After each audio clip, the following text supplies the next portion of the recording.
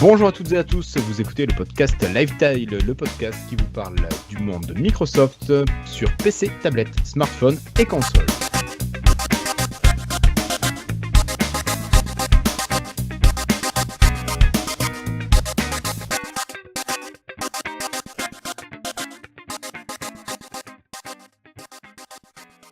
Alors aujourd'hui, c'est l'anniversaire de Cassim qui n'est pas présent ce soir, tant pis, on en profite pour lui souhaiter quand même un joyeux anniversaire à lui. C'est également le jeudi 8 novembre 2018 et c'est l'épisode 137 de Lifetile. Alors avec moi aujourd'hui en vidéo, j'ai le plaisir d'accueillir d'abord Patrick en Suisse. Salut Patrick. En direct de ma petite cuisine modeste, bonsoir à toutes et bonsoir à tous, ou bonjour selon l'heure à laquelle vous écoutez ce podcast. Évidemment. Salut Patrick. À côté de toi, nous avons Christophe dans son fauteuil ultra moderne. Ouais, salut, bonsoir à tous, bonjour à tous. Tout va bien, joyeux anniversaire à Cassim. D'accord. À côté de toi, nous avons Flobo qui est toujours dans le noir en attendant que sa webcam s'allume. Ah, ça y est. Bah salut, voilà, c'était magique, hein, mais c'est ça. Il faut que je te mette sur le direct pour que ta webcam décide de s'allumer. À côté de toi, depuis la Vendée, nous avons David. Salut David. Salut les cocos. Bon, tu vas bien? Impeccable. Ouais. J'ai loupé quelques épisodes, mais je suis content de vous revoir. Oui. T'as réussi à poser ton drone un petit peu? Oui, ça y est. Mais c'est vrai qu'il vole pas mal en ce moment. Il vole pas longtemps celui-là. Donc toi, tu t'amuses avec le petit qui vole à l'intérieur. Oui, mais j'en ai un qui va à l'extérieur aussi, mais je m'amuse pas à l'intérieur avec, il ferait mal. Ouais. Ok. Bon, allez, on a le plaisir de vous retrouver ce soir pour un épisode qui sera sûrement assez court, qui sera vraiment proportionnel à l'actualité Microsoft du moment, c'est-à-dire réduit à peau de chagrin. Donc on va profiter de ce moment entre nous. On espère que vous passerez également un bon moment. En attendant, je voulais vous rappeler quand même que nous avons mis en ligne sur YouTube les tutos vidéo. Donc on vous a parlé de quoi, Flobo? J'aurais besoin que tu m'aides. On a parlé, si je dis pas de bêtises dernièrement, de comment installer ces applications, alors que ce soit sur Windows avec Ninit, Sumo, Chocolaté. On a parlé de comment récupérer les paquets, les APPX avec le Windows Store. Et on a également parlé de comment gérer ces applications grâce à Linux. On vous avait expliqué comment gérer des fonds d'écran différents si vous êtes sur Windows 10 avec plusieurs moniteurs. Qu'est-ce qu'on a fait, Flobo, sinon? J'ai oublié. Pas grand-chose. On a dû en faire d'autres. On a dû en faire 3 autres au moins. Bref, vous allez sur notre chaîne YouTube, vous tapez Lifetile sur YouTube, Lifetile Podcast, et vous trouverez notre chaîne de tutos. Vous retrouverez maintenant les épisodes de podcast, donc le 136 et bientôt le 137. Et on a enregistré, alors ça c'est dans la boîte, mais c'est pas encore monté, comment dire ça, une nouvelle chaîne, une nouvelle playlist finalement sur l'histoire de Microsoft. Donc c'est Flobo qui officie, c'est lui qui a rédigé l'histoire de Microsoft depuis les débuts de l'informatique moderne jusqu'à nos jours à peu près. Bon, t'es pas encore exhaustif sur la partie la plus récente. Oui, pour l'instant on a écrit le début, hein. On est encore dans les années 70, donc il y a le temps. Il y a le temps, voilà. Et on vous propose de nous retrouver sur YouTube, sur toutes ces chaînes vidéo. N'hésitez pas à partager tout ça avec vos amis, vos camarades, votre famille. On ne sait pas, peut-être que ça les intéressera. Peut-être que les tutos les intéresseront. Si vous venez nous voir, appuyez sur le petit pouce en l'air là, parce que peut-être que ça nous fera connaître un peu plus, et abonnez-vous à la chaîne pour avoir les nouveautés. David, j'espère que tu as regardé toi tous les tutos qu'on a publiés jusque-là. J'en ai regardé quelques-uns, mais pas tous, non. Non, pas tous. On avait parlé de Chocolaté, je crois qu'on avait fait le truc sur le reset de Windows. On en avait parlé, mais on n'était pas rentré dans les détails. Ouais, voilà, et ça m'avait pas vraiment inspiré. Je me sentais un petit peu déplacé. Ouais. Mais tu verras parce que pour voir. Oui, parce que Flobo nous a présenté une petite interface graphique qui est vachement sympa et qui simplifie vachement les choses. Ouais, bah écoute, moi quand j'installe une appli, pour l'instant c'est avec un .exe et puis voilà quoi. Mais tu verras, ça t'ouvrira un autre monde, d'autres possibilités. J'installe plus d'appli en fait. Tu n'utilises plus rien. Il drone, lui c'est drone. Il drone, c'est ça. Drone dedans. Ouais. Non mais c'est vrai en plus, qu'est-ce qu'on installe comme appli Rien, on n'installe rien. Déjà, le Ça système, fait- quand il s'installe, c'est déjà pas mal. Moi, je sais plus une application. Hein. T'es méchant, J'attends- Christophe. Non, j'attends toujours la mise à jour d'octobre. Moi. C'est vrai. Ouais. Non, de septembre aussi. C'était 18.09 à l'origine. C'est vrai. Enfin, elle était. Oui, d'accord. Ah, T'as raison. ils ont changé le nom. Ils ont dit 18.09 qui sortira en octobre et finalement, elle sera l'année prochaine, je pense. D'accord. Donc en même temps que la mise à jour de printemps. Bah, je commence à me dire qu'en fait, celle-là, elle va peut-être même pas sortir. Ok. Ils ont dû trouver, n'empêche, des super gros bugs, en fait. Bah, on en avait parlé, hein, c'était le Non, mais- gros bug qui est passé chez les gens. Ouais, non, mais ça a dû être énorme. Parce que là, ça fait quoi? Ça va faire un mois qui. Un mois, ouais. Ah ouais, non, mais Ce qui est rigolo, ça va c'est être- Ça fait que plus d'un mois. Bah, Il y a moi, une- quand j'ai un problème, là, j'ai eu un problème sur mon site, j'ai mis un mois pour tout faire. Bon, je suis tout seul. Là, j'imagine que le mec, il est tout seul aussi. Quoi. Ouais, écoute, tu comprends, de toute façon, tu fais l'analogie et c'est sûr, chez Windows, le gars est tout seul. il faut bien se rappeler qu'en plus, c'était moqué un peu en même temps du Ring Release Preview en disant que ça servait Ouais. plus à rien, qu'on pouvait sortir directement en Insider slow et de slow à fast à release. RTM. Et ils ont fait ça et ça a été une catastrophe au final. Donc je crois que cette fois ils ont ressorti la mise à jour, mais cette fois en passant bien par le Ring Release Preview depuis un mois. Et j'ai l'impression qu'ils font bien tous les tests avant de publier à tout le monde.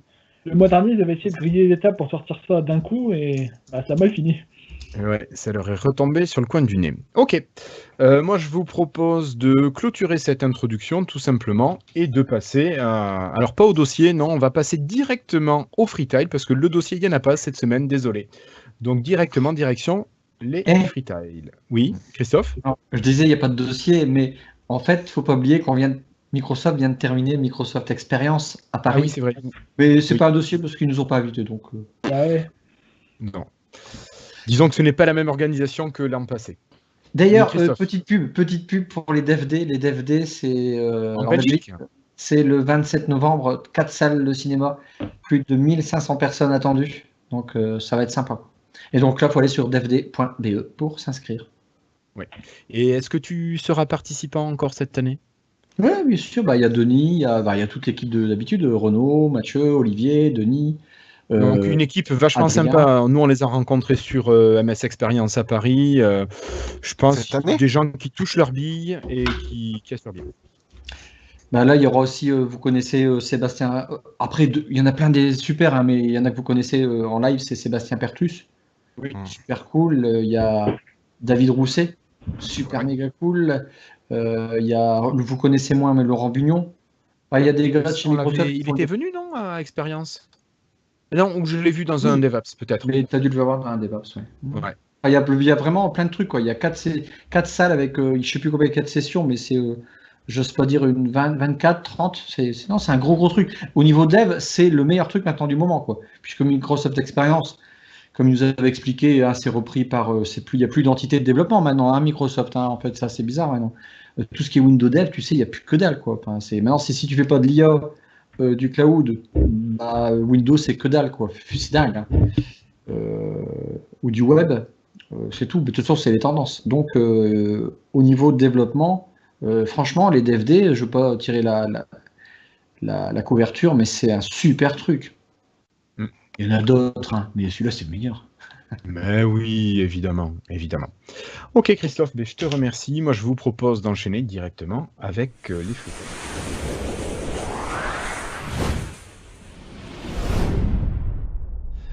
Je vais m'y coller, je vais vous parler de la remplaçante de Messband 2, j'allais dire la Messband 3, non, elle n'existe pas, j'ai pas eu de proto, enfin si elle existe, mais uniquement en proto. J'ai investi dans une Garmin VivoActive 3, donc pour remplacer la Messband. C'est une montre qui est super pratique, super confortable à porter, légère, le bracelet est très souple en silicone. Grosse autonomie, on arrive à quasiment 6 jours en ayant 2-3 sessions de sport avec GPS, donc ce qui bouffe le plus. Les écrans sont interchangeables. Là, par exemple, je ne sais pas si vous voyez la vidéo, hop, il faudrait que je l'enlève, mais vous avez un écran façon Retour vers le futur avec l'écran de la DeLorean. Donc c'est assez sympathique. Hop. En espérant que la caméra fasse la mise au point. Donc vous voyez, c'est quand même... chargé. Oui, non, mais bien sûr, c'est chargé. On n'est pas sur le côté esthétique, là, on est sur le côté très Pratique. fan de Retour vers le futur. Voilà. Fan de montre aussi. Pourquoi tu dis ça? Ah, il faut être ma fan de montre pour porter ça. Bah, c'est une montre, quoi. Après, au niveau sport, c'est vachement complet. Ouais, faut Elle être est fan de étanche. Vous sport pouvez quoi, faire. aussi. Bah oui, c'est un petit peu pour faire du sport, ouais. Ouais, ouais. Un petit peu beaucoup. Et vachement complet. Et toute la suite Garmin que vous avez en application sur Windows Phone, enfin Windows 10 Mobile, que vous avez sur Android. Oui, j'ai bien dit Windows 10 Mobile. L'application Garmin fonctionne sur Windows 10 Mobile. Vous l'avez également sur le web. Il n'y a pas d'application Windows, mais bon, vous pouvez mettre en raccourci le site de Garmin et vous pouvez gérer tout. C'est vraiment super bien fait, super complet. Il y a des promos de temps en temps, et celle-là, elle est à 299 € prix Garmin, et là, je l'ai eu à 194 sur le site d'Amazon Italie. Voilà. Et Donc, ça au revient niveau quand même notif, moins cher qu'une. Pardon?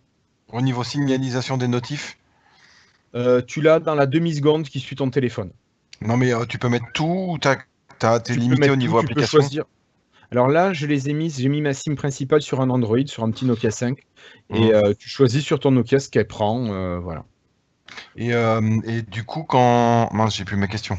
C'est quoi comme système, comme OS? C'est Android Wear? Non, c'est vraiment un truc de Garmin.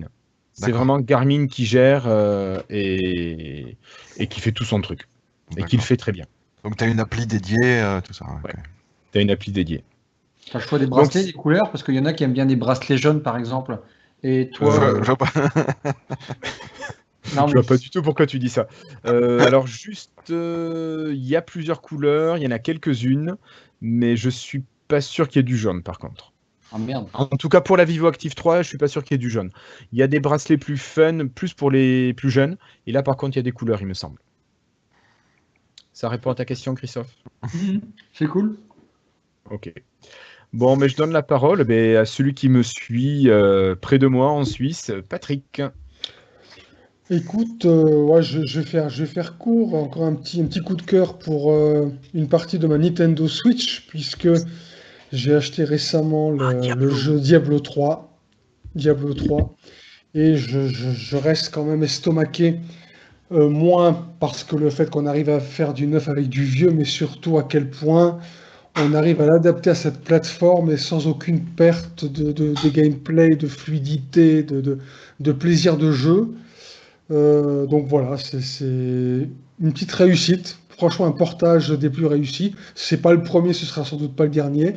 Mais franchement, chapeau Blizzard et merci Nintendo encore. Parce que se retrouver avec des jeux comme ça, jouer en toute mobilité, que ce soit au boulot, pendant la pause repas ou autre, c'est franchement génial. Et au niveau maniabilité, est-ce qu'on est aussi bien, parce que c'est quand même du point and click, Diablo 3, est-ce qu'on est aussi bon que sur un clavier, enfin sur un ordi avec clavier souris? J'aurais pas dit du point and click, bon, c'est du hack and slash, avec oui, tu Ouais. appuies ou tu cliques à fond, oui. Non, écoute, aucun souci à ce niveau-là. Surtout Ouais. que l'interface est bien adaptée parce que tu as différents boutons, que ce soit les gâchettes, etc. Et je connais Donc, pas la chaque- Switch, c'est pour ça que je pose la question. Ben, en gros, tu as 8 boutons sur la face avant, ou plutôt 4, on va dire, sur la droite, et 2 gâchettes à gauche, 2 gâchettes à droite. Et c'est plutôt bien géré pour chaque pouvoir, pour chaque fonctionnalité, donc j'ai aucun souci. Je précise que j'y joue également, j'ai le jeu également sur ma Xbox One X, et ça se joue tout aussi, pour moi en tout cas, ça se joue tout aussi bien. D'accord. Ouais, Ok. Et tu préfères, c'est pas plus beau sur une Xbox One X? Écoute, vu la taille de l'écran de la Switch, je pense que, vu ma configuration actuelle, je n'y jouerai pas sur ma Switch sur la télé. Ah oui, d'accord. Parce qu'à Ouais. côté, j'ai une Xbox One X, donc forcément, je Oui, crains que le alors, graphisme ne soit pas le même. Alors je pense que tu vas pas forcément avoir beaucoup de différence parce que quand même Diablo, si je dis pas de bêtises, c'est 2004, 2012, non? C'est pas 2012 sa sortie, Diablo 3. Ouais. C'est quand même assez vieux et au niveau graphisme, on est quand même sur quelque chose qui est loin d'être hyper léché. Moi j'y joue sur PC, j'y ai joué pendant des années sans carte graphique, juste avec le CPU qui gérait la partie graphique et ça marchait très très bien en étant très fluide. Donc je sais pas Sauf s'il y a que- réellement. Alors, je dirais peut-être que si, dans la mesure où, d'après ce que j'ai pu comprendre techniquement parlant, la Xbox One, je répète la version X, fait de l'upscaling. Ah oui. Donc si côté Switch, tu restes à peu près à du petit Full HD encore, sur la Xbox One X, par contre, vu que j'ai une télé 4K, je pense que le résultat, à mon avis, sera quand même meilleur. Ok. Je pense, hein, j'aurais pas de quoi Oui, faire un c'est une hypothèse comparatif, logique. j'imagine, mais voilà. Mais par T'as contre, raison, en mobilité, c'est du bonheur, quoi. Ouais, ça doit être pas mal. Merci Patrick. Allez, à côté de toi, on passe à celui qui a un fauteuil de Dieu. C'est Christophe. Non, j'ai pas de free time, moi. T'as pas de retail? Si t'en as un. Il a juste un, Si il a tu me juste parlais un une petit peu de chaise ton roi, fauteuil, c'est parce tout. que... Hein Il a un fauteuil de roi, c'est tout. Ouais, parle-nous de ton fauteuil un petit peu. La putette, on dirait un crochet à boucher. Ouais, ça fait un truc plutôt Star Hein Wars. Moi, j'aurais dit que ça fait plutôt dentiste, moi, par contre. C'est plus flippant. Ah oui, ça C'est se beaucoup coupe, plus flippant. C'est un truc Plus que ergonomique. la fraiseuse, et puis on est tout bon. Non mais ouais, non mais en fait, il y a Flobo qui me disait, mais ça en fritage, c'est parce qu'on est allé au musée au Center Computer History de Cambridge avec Flobo. Je sais pas, il y a 15 jours, Flobo. Grosse Ouais. C'est merde. un truc comme ça, ouais. Ben, en fait, c'est super bien, hein. Il y a plein d'ordinateurs. En fait, c'est vraiment l'équivalent du musée de Seattle, le Museum Computer, je sais plus quoi, de Seattle. Alors, quand je dis qu'ils se ressemblent comme musée, c'est parce que ils sont tous les deux dans une sorte d'hangar industriel un petit peu. Ça donne pas de mine de l'extérieur, mais à l'intérieur, c'est une mine d'or, quoi. Tu as tous les ordinateurs, toutes les consoles, l'évolution des machines. Tu as aussi un Minitel en Angleterre, parce que bon, c'était assez franco-français. T'as plein de trucs. Bon, quand on est de cette génération geek, quand on a connu les Atari 800 XL, les Atari 520, les Amiga 500, et toute la flopée qui a suivi, en même temps que les Apple IIc, etc., quoi. T'as aussi, même avant, hein, si vous regardez là, petite pub pour les prochaines vidéos de l'histoire de Microsoft que tu vas mettre sur la chaîne avec Flobo. Et en fait, j'ai toujours aimé Amiga, moi, parce que bon, j'ai eu Atari avant, mais bon, Amiga était quand même bien meilleur, soyons honnêtes. Et je savais plus, en fait, il y avait un jeu qui était enclenché, un Flobo, et puis plus moyen de repartir sur le workbench. Et en fait, je savais plus, plus moyen de. J'ai même essayé contre la zip, ça ne marchait que sur les PC, ces conneries. Et en fait, je sais pas, je dis, je vais enlever la prise et puis la remettre, puis d'un coup, en fait, je crois que j'ai pété, il a grillé le con. Alors, c'est barré. Il n'y a pas de caméra de surveillance. Mais enfin, c'est pas moi, hein, je dis, là, je vous raconte, c'est juste, c'est pas moi, hein, bien sûr que non. Non, ça c'est hypothétiquement hypothétique. C'était une Ouais, hypothèse. attends, et 3 minutes après, on a été voir la salle à côté où il y avait un CPU géant, et t'as mis la main sur un bouton quand même, hein, et t'as dit, il y a du monde ici, je vais quand même pas appuyer. Bon, bah écoute, Flobo, t'as pris la parole, je te propose de continuer avec ton freestyle. Oui, bah moi je fais un freestyle un petit peu à l'arrache, parce que je n'en avais pas vraiment préparé un.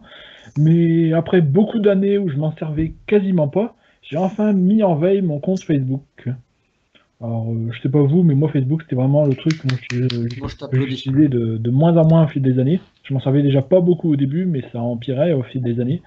Et ce qui est bien, c'est que quand on met en veille son compte Facebook, on peut garder son compte Messenger. Vous savez, Facebook Messenger. On peut même ne pas avoir de compte Facebook et avoir Messenger, je crois. Oui, bah, maintenant ils ont complètement séparé les deux. Mm. Donc c'est pratique, on peut garder le chat pour pouvoir parler aux gens, parce qu'il y a pas mal de gens qui ont encore seulement ça. Et on peut virer tout le reste qui pour moi sert plus à grand chose. T'as bien raison. Oui, bah ouais, après.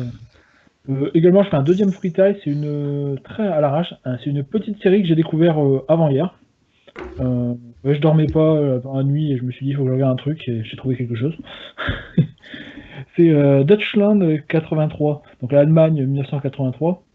C'est une série qui est sur Amazon Vidéo, mais malheureusement pas en France. Je sais pas pourquoi, c'est disponible dans plein de pays, mais pas en France. Donc je l'ai regardé de la façon dont vous imaginez, comme tout le monde. Hein. Oui, bien sûr. Et c'est pas mal du tout, je trouve. C'est un jeune Est-Allemand en 1983 qui est dans l'armée et qui est envoyé en mission à l'ouest pour infiltrer une base militaire ouest-allemande. Et finalement, il va découvrir un peu la vie à l'ouest, des choses comme ça, et il va être un peu intégré dans tout ce qui est guerre froide, un peu tiraillé entre la Légion, entre les deux côtés. C'est une petite série de 8 épisodes, c'est vraiment sympa. Et il y a 2 suites prévues, donc 86 et 89. J'imagine 89, on imagine bien ce qui va se passer à la fin. Une chute de mur, par exemple. Voilà, quelque chose comme ça. Mais bon, c'est pas la série du siècle, hein, mais ça se laisse regarder, c'est un truc sympa si vous avez l'occasion un jour, c'est pas mal. Ok. Merci beaucoup, Flobo. Et on passe à ton voisin David. Tu vas parler de Rod, non? Non, je vais pas vous emmerder avec ça. Je parlerai trop longtemps. Non, j'ai pas grand chose en fait. Si je suis en train de jouer à Assassin's Creed en ce moment, je peux en dire 2 mots en fait. Le dernier? Ouais. En fait, on en avait déjà beaucoup parlé avec Christophe de celui d'Égypte, Assassin's Creed Origins. Et je trouve que celui grec là, c'est comme un Odyssée. Il vaut pareil, quoi. Si on aimait bien l'autre d'avant, le paysage magnifique, évidemment c'est la Grèce. Le combat a un peu changé. Il y a plus les petites boules qui font de la fumée là. Moi je les utilisais beaucoup, donc ça m'embête un peu. Qu'on ne peut... Il n'y a pas l'arme qui est derrière, en dessous du... Moi j'ai des regrets hein, sur la lame cachée là, dans l'avant-bras. Ouais. Alors, en fait, on n'est plus des assassins. Alors je comprends pas pourquoi Assassin's Creed... on n'est plus assassin à la fin, je pense. Bah oui, mais niveau. Bon, je viens de commencer parce que ma console il a fait un aller-retour, tu sais, au SAV. Et en fait, je suis au niveau 18. Ah oui. Et à 31, on n'a toujours pas plus d'indices. Hein. Bah oui, non, mais c'est très regrettable. Sinon, qu'ils changent de franchise. Alors après, je suis un peu. Les paysages sont effectivement à couper le souffle. Mais je veux pas dire que c'est dur, je veux pas être méchant, hein, c'est un super boulot, mais je me suis dit, tiens, ils rentabilisent le travail qu'ils ont fait avec Origin, puisque... clairement, oui. En plus, ils ont fait le plus gros score en fric, quoi, a priori, pour la sortie de ce jeu-là. Il est magnifique, sincèrement, il est super bien, j'attendais pas mieux. De toute façon, quand je dis c'est du réchauffé, c'est faux, hein, mais je veux dire, tout était bien, donc il n'y a pas de raison de changer, d'aller plus loin de toute façon. Mais on n'est pas assassin. Et ça me gêne beaucoup en fait, puisque c'est Assassin's Creed. J'imagine qu'à la fin, il va y avoir un switch. Je n'ai même pas l'impression, j'ai un copain qui a fini, Adrien. Il a fini de DVD là. Mais enfin bref, et il est un peu plus dur. Je trouve qu'il est un peu plus dur quand même au niveau. J'ai plus de mal à tuer. Après, je suis moins passionné par le côté grec. Je m'attendais à ce qu'il sorte un Assassin's Creed au niveau, moi, des Incas. Sincèrement. Hein, je m'attendais vraiment à cette partie-là, qu'on aille aussi peut-être sur l'île de Pâques, tout ça.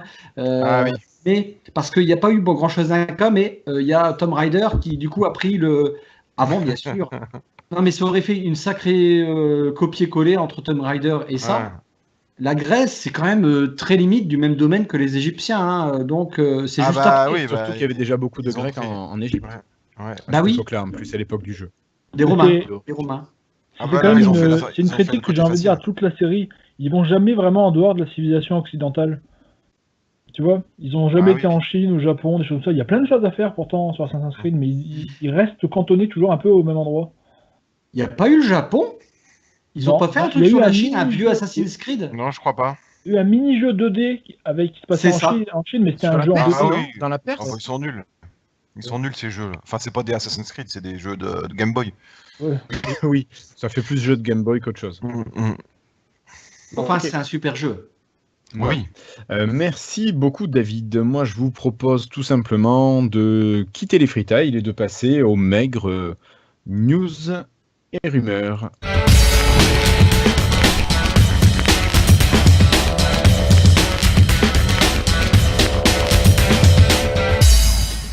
Juste pour vous dire que c'était l'anniversaire de Cassim, c'est la news Microsoft la plus importante depuis 3 semaines. Donc bon anniversaire à nouveau à Cassim. Et plus sérieusement, bon alors, on en a parlé un petit peu, on a effleuré le sujet tout à l'heure. Redstone 5, quand est-ce que ça va arriver? Est-ce que Flobo, on a des réponses là-dessus? Non, Microsoft ne dit plus rien. Comme je l'ai dit tout à l'heure, ils ont voulu sortir ça à l'arrache très très vite. Et au final, maintenant, vu que ça n'a pas marché, ils ressortent ça très lentement en faisant des tests bien par les Ring Insiders. Et c'est rigolo parce qu'à l'origine, c'était Windows 10 18.09. Donc ça devait être pour le septembre 2018. Comme c'était en retard, ils avaient renommé ça en 18.09, mise à jour d'octobre. Et finalement, on est en novembre et ben, Et toujours la rien. 18.09 mise à jour d'octobre, on l'attend encore. Et on n'a aucune idée de quand est-ce que ça va arriver. D'accord. Elle Donc, est perdue dans suspense. Azure. Elle est perdue dans l'Azure. Ouais. Ok. C'est quand même assez, Bon, donc assez on va bizarre, hein. Pour Microsoft, ça fait assez amateur, hein, là, le truc. Sortir la mise à jour à l'arrache, il l'enlève, il donne plus d'informations, c'est assez. Un peu le bordel. C'est ça.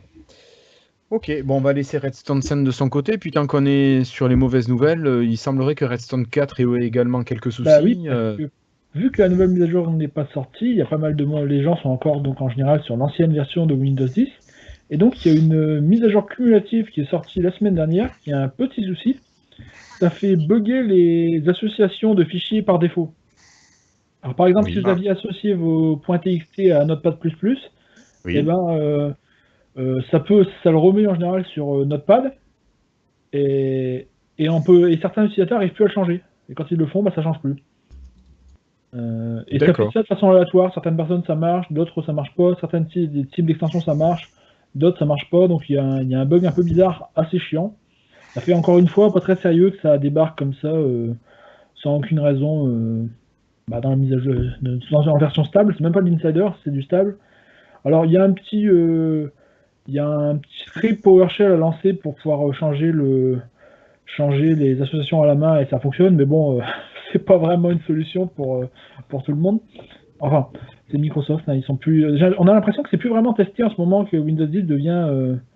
Je veux dire, entre la mise à jour, la nouvelle mise à jour qui marche pas, les cumulatifs pour l'ancienne qui rajoutent des bugs, ça fait pas très sérieux en ce moment, hein. Ok. Et Merci. c'est pas fini, Oui. malheureusement. Malheureusement, c'est pas fini. Et non, mais justement, alors on Là, allait a vraiment parler de des fin. news d'aujourd'hui même. Ce Oui. matin, il y a plein de monde qui ont activé leur Windows 10 à l'origine avec des clés Windows 7 et 8 et mis à jour, comme la plupart d'entre nous, je pense, Oui. qui ont eu le message comme quoi leur licence de Windows 10 n'est plus valide, elle n'est plus activée et qu'ils doivent en acheter une nouvelle. Ah, merde. Et, bon, c'est un bug, hein. Microsoft ont dit qu'ils vont corriger, c'est leurs serveurs d'activation qui ont bugué apparemment. Mais bon. Il y a des gens qui vont avoir quelques petites frayeurs. C'est arrivé un peu pour les gens comme ça, au hasard. Et bon, voilà. Tu fais comment quand c'est comme ça? Parce que ça veut dire qu'en fait, tu peux pas installer ton Windows alors que t'en as besoin. Bah, je crois que non, il va pas te. Tu vas avoir un petit overlay qui va dire ce Windows n'est pas comment ils disent ça en français. Genuine. Not Genuine. genuine. Mais comment ça dit en français, je sais plus. Oui, enfin bon, il n'est pas officiel. Authentique. Il n'est pas Ouais, authentique. Merci, il l'avait authentique, acheté sans Patrick. avoir une licence. Bon, mais il te laisse l'utiliser pendant un moment, mais bon, ça fait quand même pas sérieux que les gens ils se retrouvent d'un coup et que. Surtout qu'en plus là, c'est la loi des séries depuis un mois, hein. Ils se prennent bug après bug. C'est. Est-ce que c'est une preuve d'incompétence ou juste un coup de malchance? Ça, Je- c'est la question à se poser. Bah, ça laisse supposer Oui, quand même que c'est un peu le bordel, hein. Parce que. Patrick, tu voulais réagir? Non, mais je dis, mais à ce stade, quand on a un programme aussi riche que le programme Insider, où tu peux choisir différents niveaux, où du coup tu te retrouves avec des milliers, peut-être même des millions de bêta-testeurs, enfin, je veux dire, Mais- ça semble un petit peu trop gros pour être vrai, presque, j'ai envie de dire. Je sais pas. Bah, le Tu truc, penses à c'est une que pour l'instant, conspiration de Monsieur Nutella? Non. Ah, je ne pense à rien de particulier, mais je trouve enfin, je sais pas, c'est plutôt, c'est un peu gros quand même. Parce qu'on retire les mises à jour les unes après les autres. La 18.09, elle est toujours pas là. Enfin, je crois, il me Non. semble, hein. Non, mais non, voilà. non, elle est Ah. toujours pas là. Officiellement Ah, pas là. Mais justement, Alors, le problème, c'est qu'ils ont mis tous les Ring Insider, même le release preview, sur la 18.09 là, pour tester la 18.09. Il n'y a plus aucun Ring qui teste les petites mises à jour pour l'ancienne version. C'est un peu.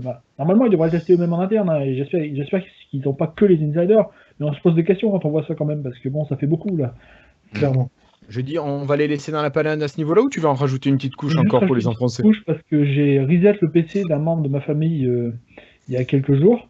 Et vous savez, quand on allume, quand on ouvre la session pour la première fois, il y a un message qui nous dit des petits messages pendant que les programmes s'installent. En anglais, Oui. c'est bien take sûr. care of everything, Oui. wait, please wait. Je sais plus comment ils disent ça en français. Et puis à exactement. la fin, il dit c'est bientôt prêt, attention, c'est Voilà. parti. Et justement, c'était sur la dernière version de Windows, sur RS4. Enfin bon, c'était une traduction Bing qui était apparue de la version anglaise, et ça me faisait rire parce que au premier bout du PC, c'était écrit, c'était un message genre tout est à nous, toutes vos données sont à nous, un truc comme ça. Ça m'a fait trop rire parce que ils ont mal traduit let everything to us, tu vois. je crois qu'ils ont mis laissez-nous tout vous prendre, quelque chose comme ça. Enfin bon, ça m'a fait trop rire. Oui, il doit y avoir un truc comme ça, ouais. Enfin, Effectivement. je veux dire, il y a encore des gens chez Microsoft France qui lisent qui relisent les traductions de Windows ou pas. Ça fait un peu, encore une fois. Ouais. Et On peut en Microsoft, douter. on dirait là que c'est 3 personnes dans leur garage qui sont en train de faire ça. C'est un peu bizarre. Merci beaucoup, Flobo. Alors, moi, je vous propose de parler de la fin d'un outil qu'on a utilisé, que l'on n'utilise plus. Messenger. Je crois que, Flobo, qu'on peut tirer la révérence à Skype for Business, non? Il me semble que c'est la fin petit à petit. Oui, alors c'est pas fini. Hein. Il va rester il va des mises à jour de sécurité pendant encore quelques années pour laisser le temps aux gens de passer sur Teams. Mais là, aujourd'hui, depuis quelques jours, à chaque fois qu'on se connecte sur Skype for Business, il nous dit il serait temps de passer à Teams. Il y a des petits pop-up qui arrivent par-ci par-là qui disent aux gens d'aller faire un tour sur Teams et de lâcher Skype for Business. Alors on n'est pas obligé, mais Microsoft commence à pousser donc tout le monde à passer sur leur nouveau service. Ceci dit, Alors, c'est oui. vrai que c'est vachement bien en fait Teams. Oui, je suis d'accord. Franchement, il va vraiment bien. s'améliore avec l'âge, ouais. Vraiment. Exactement, c'est ce que je voulais dire. Nous, ça fait quoi? Ça fait depuis début septembre qu'on est passé sur Teams. Oui. Et clairement, on trouve une grosse plus-value à être passé de Skype for Business à Teams. À part le chat qui manque, clairement, c'est le point noir pour nous, selon notre usage. Mais sinon, c'est vraiment un outil qui est super pratique et beaucoup plus évolué, je trouve, que Skype for Business. Tout à fait. Voilà. Et en plus, Teams, il a plus de 3 ans, quoi, donc on peut être serein, quoi. Non, mais c'est vrai. C'est vrai. Il n'a pas 3 ans, hein. Il a 2 ans. Ah non, Teams Attends, je suis quasiment certain, je vais vérifier. J'ai c'est- vraiment les boules, alors. C'est pas anodin quand même de dire que Teams a 3 ans alors que Skype est là depuis des décennies maintenant quasiment. Il a été annoncé Et en on a- novembre 2016. Ah putain! La vache. Oh bah je retire ce que j'ai dit. Ayez les boules. Et il a été annoncé en septembre 2016 et il a été lancé mondialement le 14 mars 2017. Ouais. Un an et Je pense demi. que Skype, il a fallu près d'une décennie pour arriver où il en est aujourd'hui, donc loin d'être Enfin, idéal. Skype for Non, Business, mais c'est impressionnant, quoi. Skype for Business, c'était pas Skype, hein, ça venait de Link, Link Communicator de Office, là, je sais plus le nom que ça avait à l'origine. Tout à fait. Donc, ils avaient juste mis la marque Skype là-dessus pour surfer sur ce qu'ils pensaient être populaire. Il y a des gens chez Microsoft qui pensaient Jusqu'à que qu'il Skype le était casse. populaire. Pourquoi? Mais c'est bizarre. C'est ça. Ouais. Ok, merci. Écoute, tu nous parlais de Skype et cette fois-ci, je te propose, Flobo, tout simplement, de nous parler du nouveau Skype parce qu'il semblerait qu'une nouvelle mise à jour de Skype soit arrivée. Qu'est-ce qu'on peut y retrouver dedans? Le support en fait, non, c'est juste que le support de des anciennes Pardon. versions de Skype s'est officiellement terminé le 1er novembre. Alors aujourd'hui, théoriquement, il n'y a plus que le Skype en React Native qui est disponible sur toutes les plateformes. Donc on va de Windows PC à Mac, au web, à Linux, iOS, Android. On a tous le même Skype en React Native sur toutes les plateformes. Et d'ailleurs, sur le web, c'est une nouveauté. Ils viennent de le lancer il y a une semaine à peu près. Et c'est vraiment assez puissant, je trouve. On a vraiment la même app qui tourne également sur le web. Pour moi, c'est une grande avancée. On a enfin un Skype qui a toutes les mêmes fonctionnalités partout, quel que soit l'endroit où tu l'utilises.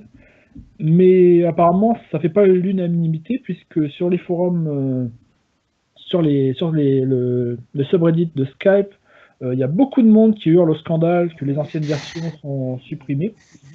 Et moi, j'avais fait un post comme quoi je trouvais que c'était pas plus mal vu le bazar que Skype avait été depuis 4 ou 5 ans. Totalement Et je suis d'accord. insulté comme pas possible. On m'a dit que j'étais un employé de Microsoft envoyé là-bas pour essayer de faire du damage. On dit c'est pas possible. Des gens qui disent que cette nouvelle version c'est bien, ils mentent, ils sont payés. Enfin bon, c'est Un truc de malade. je me suis pris des dizaines de messages. Hein. Les mecs, ils m'ont incendié. C'était horrible. Je me dis mais mon Dieu, c'est bon. Enfin, Tu es devenu une star négative, mais une star quand même. Mais bon, moi, ça montre à quel point il y a. Moi, je pense que c'est ce que je disais à Christophe la dernière fois. Je pense que Skype, c'est mal barré. Hein. C'est trop tard. Maintenant, ils font quoi qu'ils fassent, les gens, ils leur sautent dessus. Alors, dans une certaine communauté, parce que moi, je vois au niveau de mes collègues enseignants, Skype a toujours une bonne notoriété. Les enfants des collègues, souvent, font des Skype avec les copains et compagnie. Ça reste un outil qui est quand même encore utilisé par des quarantenaires, des gens qui l'ont peut-être connu dans le passé, puis peut-être les enfants aussi l'utilisent dans une certaine mesure pour un certain usage. Mais si Skype arrive à se stabiliser, à s'améliorer, à retrouver des fonctionnalités qu'il avait à l'époque de MSN Messenger, peut-être qu'il peut encore retrouver quelque chose une base d'utilisateurs efficace et grande. Bah, l'avantage maintenant, c'est qu'au moins on a un client qui est universel pour toutes les applications. Ouais, c'est fini parce que depuis 5 ans, combien on a eu de Skype différents sur différents appareils? On en a eu 5 ou 6 nouveaux qui ont été recréés à chaque fois. Ouais. Donc, en fait, il ne faudrait pas que Microsoft nous ressorte une application de messagerie, quoi. Ça serait débile. Ouais, non, exactement. mais bien sûr, ça servira à rien. Ah, c'est pour ça qu'ils l'ont fait? Non, mais en fait, ça serait débile. Et en fait, ce que tu disais, Guillaume, plus sérieusement, c'est vrai que le mot Skype existe encore comme frigo. C'est-à-dire qu'il existe encore un petit peu pour les plus anciens. Un Skype, ça reste un truc vidéo interchangeable. À part ceux qui sont sur iPhone, où là, ils vont parler de leur FaceTime. FaceTime. Patrick, c'est ça, hein, ils vont plus dire un FaceTime qu'un Skype, je pense que ceux qui sont plus dans le monde Apple, il me semble. Oh non, dans le monde Apple, c'est clairement FaceTime qui a pris un petit peu le lead. Ça, c'est un petit peu normal. D'abord pour la qualité de ses connexions d'une part, même avec un réseau dégradé. Ça y est, votre vidéo revient, cool. Et puis d'un autre côté, il y a maintenant, je crois qu'ils ont déjà débloqué, on peut aller jusqu'à 21 personnes selon les devices et selon les réseaux avec FaceTime. Maintenant, c'est énorme. Ouais. Maintenant, si tu veux parler de la Suisse, il y a un programme qui est beaucoup utilisé, c'est WhatsApp. D'accord. Ah oui, pour les appels vidéo. Aussi, parce que je crois qu'ils ont implémenté les audios et la vidéo, donc ça devient de plus en plus, pour ceux qui n'ont pas forcément les mêmes devices, c'est plutôt WhatsApp qui est privilégié à ce niveau-là.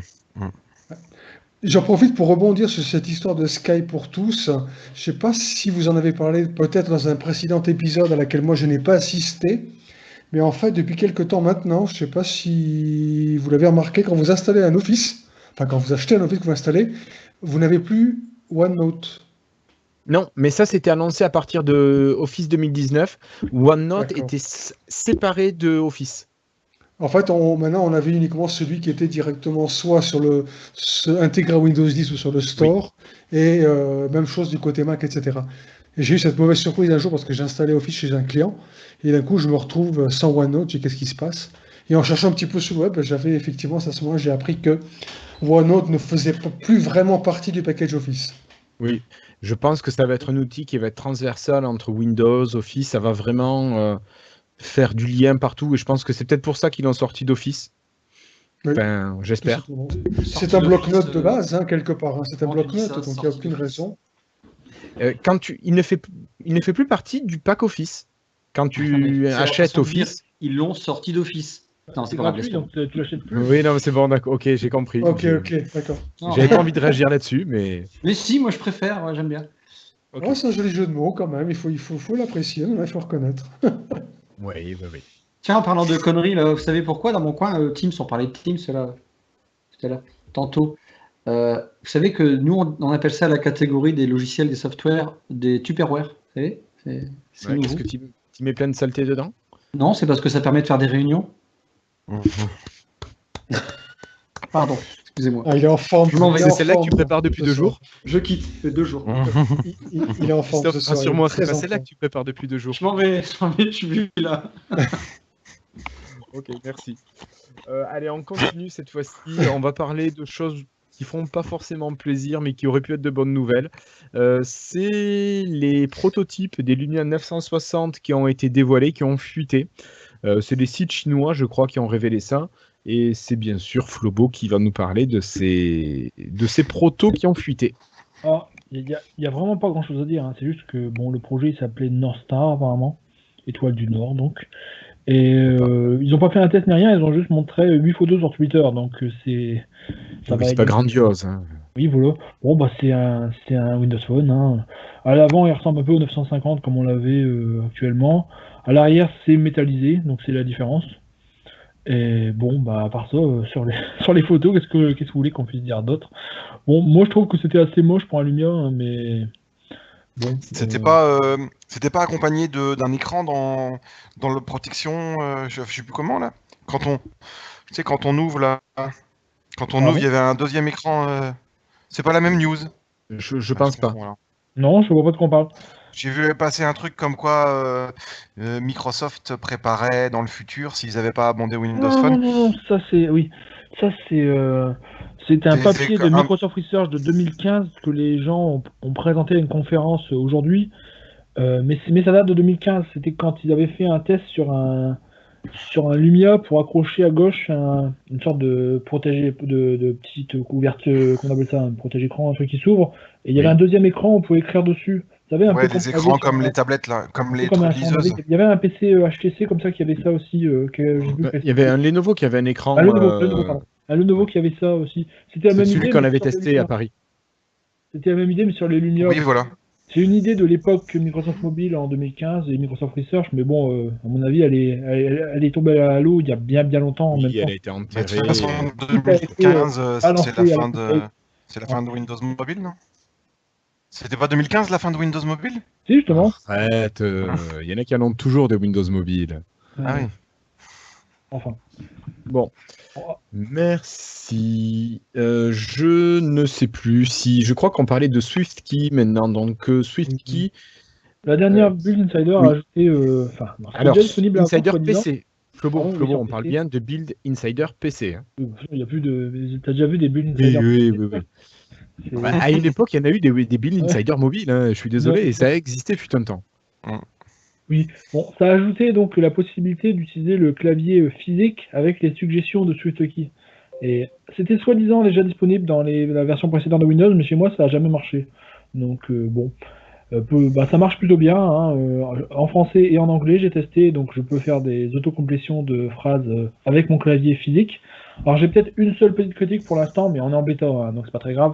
C'est que pour autocompléter le texte quand il fait une proposition, il faut faire la flèche haut. Ah oui. Et je trouve que c'est super mal placé quand tu es en train de taper un texte. Parce que tu tapes un texte et t'as pas le doigt, ça dépend sur quel type de clavier tu es, mais si tu sais tu es sur un clavier de PC fixe, t'as pas les doigts au-dessus de la flèche haut. Donc je trouve que c'est souvent plus rapide c'est souvent plus rapide de taper la fin de ta suggestion toi-même que d'aller taper sur la flèche. Bon après c'est mineur, hein, c'est encore en bêta, mais bon, on verra bien ce que ça donne d'ici la prochaine version de Windows. Enfin, non, c'est plus la prochaine version, vu que la prochaine version c'est celle d'avant qui n'est pas sortie, donc c'est en deux versions de Windows. Ouais, non, mais attends, là, tu commences à nous faire des conflits spatio-temporels. Ouais, Bah, non, dans mais les c'est paradoxes tellement le de bordel dingue. en ce moment. Vu que celle d'avant, vu que la RS5 est pas encore sortie, la suivante, je sais même pas quand est-ce qu'elle sortira pour maintenant. Est-ce qu'elle sortira? Ouais. Oui, voilà. Christophe, c'est bien que tu reviennes avec nous. Cette fois-ci, on va parler d'un outil que tu adores, Christophe. C'est Cortana Fluent et Dark qui arrive. Mais j'ai cru entendre parler aussi de la fin de Cortana en même temps. Donc, est-ce que vraiment c'est une bonne nouvelle pour Cortana ou c'est pas vraiment la fin de Cortana? Moi, je m'y perds là. On la garde ou pas cette Cortana? Ah, Cortana, C'est pas très clair en fait, puisque en fait, d'un côté, le Cortana du PC, ça devient beaucoup plus un outil de recherche que Cortana comme c'était avant. Je veux dire, aujourd'hui, si on clique, on a encore l'icône Cortana, mais c'est tout. Pour le reste, ça sert principalement à rechercher des documents, des applications, des emails, faire une recherche sur le web. Il n'y a plus vraiment, par exemple, ça sait plus suivre les colis, ça sait plus suivre les vols. Ça perd en IA. Voilà. Et en fait, La transformation digitale, le cloud, tout ça, donc l'IA, les assistants. blabla de balles. Tout ce qui était les anciennes fonctions de Cortana, ils les mettent à la place dans les applications directement. Par exemple, l'application courrier, c'est elle qui va aller chercher dans tes emails si tu as eu un vol prévu, un billet de train. Ouais, et ça te l'ajoute directement dans ton Mais calendrier. finalement, ça veut dire que c'est plus Cortana qui fait ce boulot. Et Cortana fait plus grand chose. Et il nous avait dit que Cortana allait devenir plus business, ça avait changé d'équipe il y a quelques semaines. Mais la personne qui gérait ça a quitté Microsoft aujourd'hui. Donc on ne sait pas trop ce qui se On passe. peut en douter un petit peu. Ah ouais, t'as la rue Cortana. Ouais, Cortana est orpheline. je crois qu'il faut pas en espérer grand chose pour l'instant. On verra bien. Mais... En parlant des assistants, là, qui c'est parmi vous qui a une enceinte connectée, tout ça? Non, rien, non. Moi, j'ai une enceinte Pourquoi connectée en Bluetooth pour écouter la musique, mais elle fait que la musique. Non, une enceinte avec de l'IA. Toi, David? Ah non. T'as ça, toi, David? Ouais. Non plus. Ouais. Et alors, tu t'en sers? Bah oui, je m'en sers. Pourquoi faire? Tu joues au rugby avec tes enfants? Non, non, j'ai un petit Google Mini là, comment on appelle ça? Google Home Mini, je crois. À 30 € là, je crois, ou un truc comme ça. Et je m'en sers pour balancer mes rappels, pour demander la météo, pour surtout pour mes rappels de batterie. Non, mais le matin, pour demander mes. Tu voulais voler d'abord. Ouais, mais je peux demander la météo de la journée, je sais pas, en ouvrant la fenêtre, la météo de la journée. Enfin non, mais je le fais pas beaucoup, mais surtout pour mes rappels en fait, parce que je mets toutes mes batteries de drone à charger, elles font pas toutes le même temps, et c'est plus pratique que de le noter sur le téléphone ou de le dire au Cortana du téléphone, parce que comme elle pète un peu au niveau du son, bah tu t'entends le rappel que j'entends pas forcément toujours sur mon téléphone. Et Moi, puis je trouve si ça débile. ça me sert à lancer Netflix à la voix sur le Google, sur le Chromecast, tout ce genre de trucs quoi. Alors là, Et tu la fais chambrer grande par classe, Christophe. Tu peux Non, refaire, je fais- Christophe, ce que tu faisais là? La grande Ouais. classe. Bah, c'est bien, ça me rappelle un petit peu la Xbox, le Kinect, c'est bien. Et Souvenir, je vais souvenir. faire, bon, écoute bien. Écoute ce que je vais dire sur ce truc-là.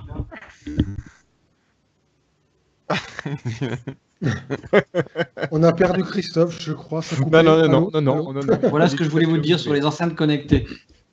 Christophe, je te remercie d'avoir cassé l'ambiance et je propose à Flobo maintenant de nous parler un petit peu d'authentification avec le MS Authentificator qui devrait arriver sur PC Windows et normalement sur Mac, n'est-ce pas Flobo?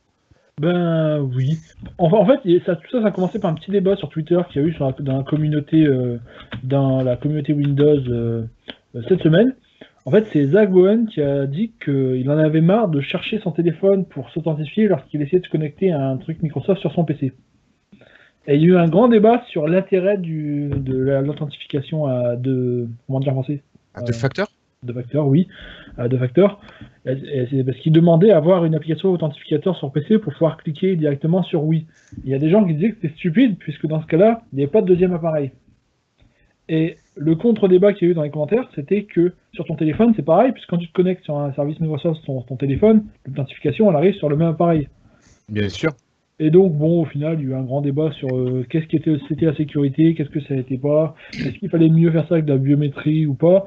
Et il y a la personne qui gère Microsoft Authentificator chez Microsoft qui a débarqué dans la conversation, et au passage, elle a indiqué donc, dans un commentaire Twitter qu'ils étaient en train de développer donc, une version Windows plus une version Mac de Windows, de la Microsoft Authentificator. Donc, on en aura bientôt donc, ça disponible. Ok, alors actuellement il y a aussi un débat pour les opérations bancaires qui étaient certifiées avec une double authentification et il paraît que l'Union européenne a dit que cette double authentification par SMS qu'on recevait, on recevait un code court à taper sur la fenêtre web, que c'était pas finalement sécurisé et qu'il allait falloir que les banques trouvent une nouvelle solution. Alors on nous parle de biométrie, c'est bien la biométrie, sauf que si un jour on te pique tes empreintes, si on trouve un moyen très simple de récupérer tes empreintes, tu peux pas les changer tes empreintes, alors que ton code, ton mot de passe et compagnie, tu peux toujours le changer. Et c'est vrai qu'il y a une limite, je trouve, au niveau de l'utilisation de la biométrie aussi, par rapport à cette question d'authentification ou de sécurité des données. Et puis, il y a aussi les futurs gangsters qui vont nous couper le doigt avec un sécateur. Mais c'est ça aussi. Moi, je suis un petit peu inquiet. Mais c'est possible. Ou alors, ça met les nazis enlever les yeux avec une petite cuillère. Bon, je dis rien, mais ça m'inquiète quand même. Eh ben, dis donc. Moi, ça m'embête un petit peu. J'aurais préféré qu'on reste sur. On peut peut-être trouver autre chose que le simple SMS avec 4 caractères. J'ai une idée. C'est quel est le prénom de ta grand-mère? Non. Quelle est la ville dans laquelle tu es né? Marinette. Question, c'est quoi ton jeu bizarre derrière ton écran, Flobo? Ah non, c'est un fond d'écran, ça. C'est un slideshow des vieux fonds d'écran des bulles Windows. Et ça, parce que ça partait en couille, je voulais changer de sujet. Ça, c'est un fond d'écran des bêtas de Windows 8 où au début ils mettaient aléatoirement des lettres et lorsque ça a leaké, eh bien, ils se sont rendus compte que les gens essayaient de trouver des messages. Alors, ils ont vraiment mis des messages dedans pour troller les gens. Les bons auditeurs de Lifetime. On en a vraiment parlé il y a quelques épisodes de ça. Ouais. Oui, voilà, on en a parlé il y a une année dernière. Alors, tu parlais, Christophe, d'éviter que ça parte en couille. Si on parle de couille, je pense que Microsoft est un petit peu parti en couille avec un nouveau service de messagerie. Bah, écoute, Christophe, je pense que tu avais fait une transition parfaite, hein, donc Belle j'en profite transition. pour rebondir dessus. Alors, c'est Euh, l'application Kekakakokuzo. Voilà. Je n'arrive pas à la retenir. Qu'est-ce que c'est voilà, qu'est-ce que c'est, Christophe, ce truc? Mais Kezakoko, je sais pas, c'est une J'ai oublié écoutez, le nom ils ont sorti une application de messagerie innovante. Pour les professionnels. Ça fait partie de l'Office 365 Pro. Non mais attends. En fait, pourquoi Ah ils bon ont sorti une application qui est d'abord, enfin, je comprends pas. C'est Simplement, comme si hein, d'un seul sur mon coup ils vont nous téléphone. sortir Works par exemple. On dit tiens, on va C'est sortir Kezala. Kezala. Kezala, Kezala. ouais, Kezala Coco. Et C'est sur le quoi, ça store? Non, c'est Ouais, seulement sur sur Android Android, et tout seulement ça. sur Android et iOS. Bah, en fait, écoute, c'est comme Messenger, c'est comme C'est toutes les WhatsApp, applications c'est un de WhatsApp. messagerie. C'est un WhatsApp, c'est purement mobile, c'est pas lié à ton compte Microsoft, c'est lié à un numéro de téléphone. En fait, si on fait le compte des 4 ou 5 applications que Microsoft a, il y a quoi? GroupMe, Oui, qui a été racheté, Teams, ça reste une application de messagerie, Oui. ceci dit. bien sûr. What On a else? Skype. Skype, ouais, mais enfin bon, là, Skype, ça tend à partir. Non, Ah, pas forcément, le Skype ordinaire tend pas à partir. Hein. Ou tu parles que du pro. Ouais, Skype for Business tend à partir, mais Skype normal reste là. Attends, je suis en train de chercher, on avait fait le compte. Bon, je trouve plus cette petite liste de brins. Mais chez Microsoft, je suis pas sûr que tu en aies beaucoup. Hein, Il mais y en a- quand il y en a- tu vois déjà tout ce qu'il y a à la concurrence, mais pourquoi ils en ont pas une qui s'utilise bien? Oui, Oui, non, mais c'est ce que je veux Skype, dire, déjà. c'est que. Oh putain, je trouve plus. Il y a GroupMe, Yammer, on n'a pas cité Yammer. Ouais, mais Yammer, c'est en train de se casser la gueule, je pense. Putain, en fait, Microsoft, pour les MVP, ils l'utilisent beaucoup. Mais pour les MI experts, ils l'utilisaient, puis ça y est, c'est fini. Nous, toute la communauté MI expert France est passée sur Teams. Hein. Alors dites-moi pourquoi Microsoft ressort ce truc d'un seul coup, une application qui sort de nulle part. Alors, Mais j'ai faire une cherché, à l'origine, en fait, ça vient je crois que c'était un projet qui a été fait pour l'Inde. Et ça a bien marché là-bas. Alors, ils ont décidé de lancer ça mondialement en associant ça à Office 365. Et donc, l'idée, c'est un peu bizarre, mais c'est d'avoir un WhatsApp et c'est que ce serait plus simple à utiliser que Teams. Mais le problème, c'est que ça fait un peu double usage avec Teams, sachant que ça fait certaines choses mieux que Teams et d'autres moins bien. Alors, il y a des trucs sympas, on peut partager une réunion super facilement, on peut envoyer des photos, partager sa localisation, demander à l'autre où est-ce qu'il est, par exemple. Enfin, et ils ont mis plein de jeux aussi, donc bon, c'est sûrement, je sais pas pourquoi. Il y a plein de jeux, tu peux jouer avec des contacts, c'est... Moi, mon avis, si je peux résumer. Ça a bugué. Ah, voilà. On l'a pas vu. Facepalm. Ouais, on l'aura Bon. compris, on l'aura On l'a compris. compris, Christophe, c'est c'est plus dommage, la ça a tête pris dans le- des- N'importe quoi. Mais ils ont trop de sous. Ils savent pas quoi faire. Mais ils font quoi Non, mais attends, il y a des ressources à mieux placer peut-être dans l'entreprise, quoi. Excusez-moi. Dans les mises à jour, par exemple. Sur Windows. 1809. Je dis juste ça, je dis rien. 1809. Mise à jour. J'ai oublié une news. Je viens de me penser à une petite news supplémentaire. Vas-y, C'est Flobo. que on parlait de OneNote tout à l'heure, qui est en train d'être séparé d'Office de plus en Office. plus et qui est devenu Oui. gratuit. Il connecte déjà de plus gratuit. en plus OneNote à StickNote. Donc StickNote en français, c'est les notes rapides qu'on appelle ça. Les notes- post-it, quoi. Le post-it, Post-it. oui. Post-it Windows. Et donc, ils ont déjà fait ça donc, sur Android. Sur Android, on voit ces notes rapides qui sont connectées à notre PC sur Windows. Mais il n'y avait pour l'instant pas aucun moyen d'accéder à ça depuis le web. Et ils viennent d'ajouter ça la semaine dernière. Sur le site de OneNote.com, on a une section pour accéder également aux sticky notes. D'accord. Mais ça, je Maintenant- l'utilise pas, par contre, moi. Donc oui, mais les notes rapides de Windows, les post-it qu'on peut mettre sur le bureau Windows, maintenant donc, sont synchronisés et accessibles partout également. Via OneNote. D'accord. Ce qui est plutôt pas mal. Ouais. Ok, merci. Et je crois qu'on a une dernière chose. Flobo, je crois que tu voulais nous parler de OneDrive, qui a des nouveautés qui arrivent. Une nouveauté au niveau de la création de dossiers. Alors, c'est pas une nouveauté, c'est juste que j'ai découvert ça complètement par hasard. Ça fait 3 mois en fait, mais j'ai découvert ça complètement par hasard cet après-midi, puisque je cherchais une photo que je venais de prendre avec mon téléphone qui a été uploadée sur ma pellicule OneDrive, comme toujours, qui d'ailleurs sur mon PC s'appelle encore pellicule SkyDrive parce que originel. Pareil. J'ai jamais Moi, renommé. c'est SkyDrive Camera Roll, moi. C'est en Ouais, anglais. c'est ça. En fait, ça dépend si ton appareil était. La langue de ton appareil, ton Windows Phone 7 quand tu l'as allumé la première fois. Selon la langue, il l'a créé avec un nom ou un autre. Ah Ça ouais. date, hein. C'était un Samsung. Oh la vache, c'est mon dernier truc Samsung. Omnia 7. Enfin bon, jusqu'ici, depuis 8 ans, depuis que j'ai allumé mon Windows Phone 7 la première fois, toutes les photos que j'ai prises avec un appareil qui avait OneDrive, elles se mettaient à la sauvage dans le même dossier pellicule. Je commençais à faire quelques dizaines de milliers de photos parce que moi je range jamais rien et que c'est le bordel total. Voilà. C'est pas sérieux ça, Flobo, Voilà. c'est pas sérieux. Moi, Et donc, il va falloir j'ai remédier à vu ça. que les dernières photos que je cherchais n'étaient plus là. Alors, je ne comprenais pas, et je me suis rendu compte que maintenant, ça créait des sous-dossiers. Alors, ça m'a créé un sous-dossier 2018 avec le mois dedans. 2018, 11, et ça met les photos du mois de novembre 2018. Et j'ai remarqué qu'il y avait 2018-10 avec octobre 2018, et certaines, mais pas beaucoup, qui avaient déjà, alors peut-être ils étaient en bêta-test, ça marchait une fois sur deux cet été. Mais maintenant, toutes celles que je fais depuis ce mois-ci se mettent dans un sous-dossier qui correspond à la date. Sur ton Nokia? Non, bah oui, si je les prends sur le Nokia, mais après ça arrive sur OneDrive, je parle sur le... D'accord, mais c'est qui a décidé de mettre dans des dossiers? Parce que moi j'ai pas ça. C'est OneDrive, Moi j'ai pas dans des dossiers, mais j'en ai pris encore aujourd'hui, ça va pas dans des dossiers. je vous montre ça. Je fais une petite screenshot, je vous rajoutera ça éventuellement. Et...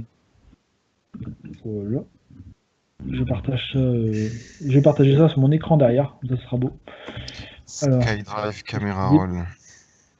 Et il est dans SkyDrive Camera Roll, les dossiers, ou ailleurs? regardez-moi ça, je sais pas si c'est visible, mais il y a bien... Ouais, grosso modo. Il y a bien donc, tu vois, 07, 08, 07, 09, 10, 11 dans 2018. Dans le dossier Mais ça 2018. c'est dans quel dossier ça? Dans mon dossier pellicule SkyDrive, donc caméra roll pour ça. Dedans j'ai 2018, j'ai un dossier 2018 avec les derniers mois, donc il me les a rangés comme ça tout seul. Mais t'as pas toutes tes photos d'avant? Non, il a pas repris tous les anciennes, il fait juste les nouvelles. Le reste, Ouais, mais ça m'évitera peut-être moi de me refaire ça tous les ans au mois de décembre. Je me crée tous mes dossiers par mois pour l'année suivante qui arrive. Oui, au moins maintenant ça sera fait tout seul. Alors par contre, j'en parlais à Florentin sur le Slack, il me disait que lui ça marche pas non plus. Alors je sais pas pourquoi, peut-être que ils m'ont envoyé une bêta, ils savent que moi j'aime bien. Parce que t'es en insider? T'es en Ouais, mais lui aussi il est en insider, il l'a pas eu, donc bon c'est... Ah ouais. Bon après, mais bon j'imagine que ça arrivera pour tout le monde d'ici peu. Bon, ça m'arrange pas vraiment ce truc-là. Ça m'arrangera pas vraiment. Tout dépend comment tu travailles. Après, si ça te permet, à mon avis, Après, si c'est ça le peut-être fait, tu dois désactivable, pouvoir je peux voir empêcher que ça se fasse. J'allais voir dans les options de OneDrive. Ouais, parce que moi, quand je trie pas par mois, quand je sais plus quand j'ai pris une photo, je remonte et puis je regarde visuellement avec les vignettes en miniature lesquelles sont là, quoi. Donc s'il faut que je change de dossier tout le temps par mois, t'imagines, tu cherches une photo d'il y a un an, tu sais pas si c'était pris en novembre, en décembre, en septembre. Il y a rien dans les options. Donc je sais pas, ça s'est fait tout seul, C'est bizarre. Moi, Ça. je fais ça pareil sur mon espace de stockage Ubique. Pareil. Donc Ubique chez OVH, Christophe. Ah oui. Attends, j'ai pas suivi un petit peu la... Les photos de ton téléphone, tu les charges sur Ubique, toi? Non, mais en fait, j'ai essayé de faire une transition parce que Christophe voulait nous parler d'un sujet qui l'intéressait, un outil que propose OVH et Ah non, mais voilà. c'était... Non, ouais. effectivement, je fais une copie de certaines des photos sur Ubique et d'autres sur Amazon Photo, vu que c'est gratuit pour les premiums et c'est illimité. Donc j'ai plus de 80 gigas de photos sur Amazon Premium. Ouais, quand même. J'ai mes RAW que j'ai pris avec le réflexe. Je les mets directement parce que les RAW, ça fait 22 mégas à peu près par photo.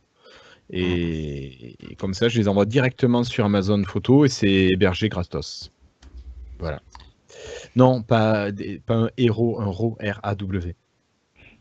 Bon, Christophe, toi, je crois que tu voulais nous parler d'une nouveauté d'Amazon, pas d'Amazon, de Ubique. Ah, mince. Non, Christophe, tu c'était voulais une pas nous parler petite d'OVH. expérience que j'ai eue, que j'ai trouvé ça génial. Alors, est-ce qu'il faut que je partage mon écran ou tu le fais sur ton écran? Je voudrais que non, tu vas partager ton écran. Tu vas Attends, je vais enlever mes photos de cul. Compromettante, ouais. Non, je plaisante, attends. Comment je peux vous faire voir ça? Partager en voilà, bas à droite, c'est un bouton bon. partage. C'est bon?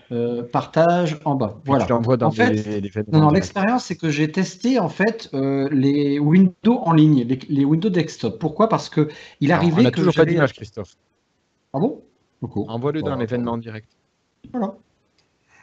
Ah non. C'est là? Vous voyez du coup? C'est Oui. génial. Attends. Ah, je vais m'en occuper. Ouais. C'est en train de charger. Il n'y a rien dessus encore. Voilà. L'idée, c'était que, en fait, c'est un window que... T'as Satya Nadella en photo? Ouais. Ouais. Pardon. Et... Non, vas-y, c'était facile. Oui, c'était facile. Attends. Voilà. Si tu veux, c'est Cloud Desktop. Et en fait, c'est un window qui est en ligne. C'est-à-dire que je suis dans mon navigateur et j'ai vraiment un window comme c'est une VM, d'accord? Mais que je peux utiliser depuis un navigateur HTML5. Et donc, ça coûte 13 € par mois. Et j'ai trouvé ça génial. Rappelez-vous, je crois que c'est DevApps ou ici qu'on en avait parlé, que Microsoft avait sorti un truc pour Azure. Alors oui, des VM, ça existe, il n'y a pas de souci. Mais là, tu payes un prix fixe par mois. J'ai 40 gigas de disque dur, j'ai l'Office libre d'installer, avec Adobe aussi d'installer. Tout est fait directement pour bosser. Tu peux l'ouvrir. En 1 heure, ils m'ont donné l'accès. Donc j'ai un accès sécurisé. Je peux utiliser gratuitement VMware Horizon Port Client. Et le truc, ça m'a bluffé parce que j'avais des clients qui sont nomades, ils me disent purée, moi je voudrais bien un logiciel, mais de temps en temps je suis à mon bureau, de temps en temps je suis chez moi, et il faut qu'ils achètent 2 licences, c'est chiant. Et du coup, je leur propose cette solution-là. Ils installent le logiciel sur un cloud. S'ils veulent imprimer, bah moi ça génère des PDF, donc ils partent sur un OneDrive ou un Dropbox, je ne suis pas raciste. Et en fait, c'est vraiment génial. Non, Google Drive, non, ça j'en parle pas, non, je suis quand même des trucs sérieux, quoi. Et en fait, si tu veux, c'est vraiment bien. Donc, c'est un Windows Server. Alors, c'est pas un Windows 10, c'est un Windows Server, mais tu peux pas mettre plusieurs comptes. Avec Flobo, on a essayé. Je lui ai donné le mot de passe. Dès qu'il s'est connecté, pouf, j'ai été éjecté, bien sûr. Et donc, écoute, je trouve pour le prix, moi, ça m'a bluffé. Donc là, si vous regardez, si mon écran est assez fluide, bah, là, je suis dans mon navigateur Firefox parce que Edge, écoutez, il plante de plus en plus, donc j'ai switché sur Firefox. Et donc, vous avez les 2 boutons, soit j'installe via le client, c'est la version préférée, puisque là, on est vraiment dans une VM. Moi, je savais, j'ai que 5 gigas au mieux de débit Internet, je ne suis pas en fibre, mais ça marche, j'ai l'impression d'être... 5 mégabits. 5 mégabits, pardon, gigas. Parce que 5 gigas, c'est top. En fait, c'est top, mais je l'ai pas. Et en fait, ça marche vraiment bien. Au niveau du navigateur, c'est moyen, parce qu'au niveau du clavier, c'est moins top. Et le top du top du top, c'est que je peux l'utiliser depuis mon Android. Donc là, les captures écran que vous voyez, c'est depuis mon Android. Il y a l'application VMware. Et du coup, j'ai accès à n'importe quel logiciel que vous installez. Alors, c'est pas que propre à ma solution, mais demain, j'ai un client qui est sur Mac, qui veut utiliser mon planning. Combien j'en ai, vous pouvez pas vous imaginer. Et bien, boum, écoute, c'est rien du tout, 13 € pour une boîte. Et après, tu peux scaler, tu peux migrer ton Windows. C'est un Windows Server, donc vers un Windows avec plusieurs instances. Et donc après, par contre, tu vas acheter des... Alors, je ne savais pas, moi, je ne suis pas comme Patrick, parce que Patrick, il gère ça plus facilement que moi.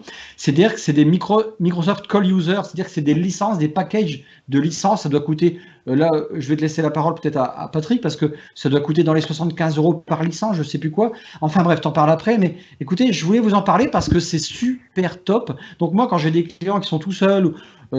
et qui sont nomades, qui veulent travailler n'importe quoi sur n'importe quel, ils ont une Ubuntu ou peu importe, ils ont accès à leur logiciel de PC. S'ils ont un PC à la maison, ils veulent travailler, puis c'est le gosse ou les virus, c'est pas grave, on s'en fout.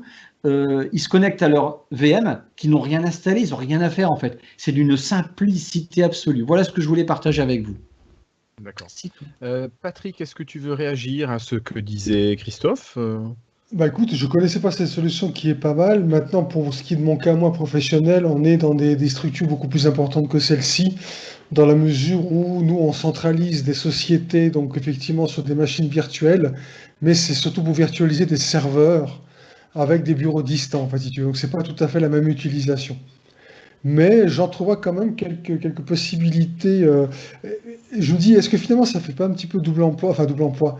Comment est-ce que ça pourrait situer par rapport à Shadow, par exemple? La solution Shadow de virtualisation de PC. Tu peux en parler gaming, ça, non?